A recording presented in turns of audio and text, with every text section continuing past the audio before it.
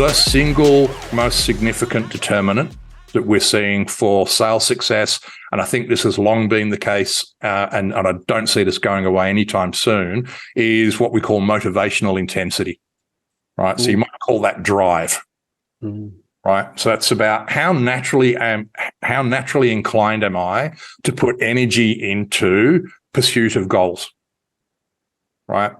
And what we're finding is that typically that motivational intensity sits at around the top 25% of the population, right? If you take as a subset of that, just as an example, the top performing real estate salespeople, their motivational intensity is in the top 5% of the population. They are what I would describe as goal-seeking missiles, right? Which is what often causes the rub, right? Because they're so intense on achieving their goals that they can cause collateral damage on the way through. But yeah, so whenever we're seeing salespeople who've been brought on who subsequently then don't work out, and by the way, the average tenure of a B2B salesperson at the moment is 17 months. Which is shorter than a lot of sales cycles, James. Yeah, absolutely. That's crazy. Right?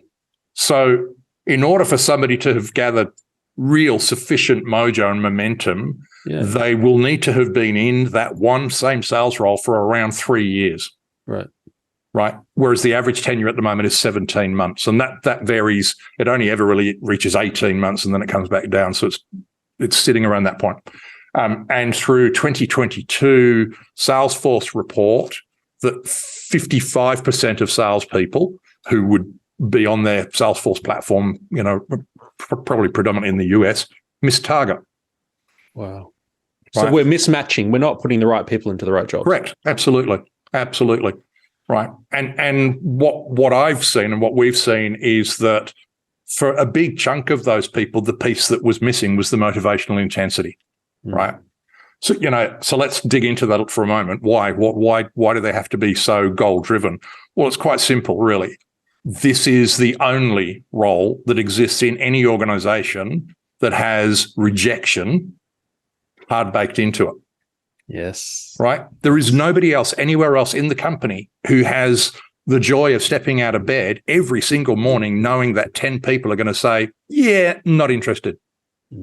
Right? And salespeople have to face that day in, day out, day in, day out.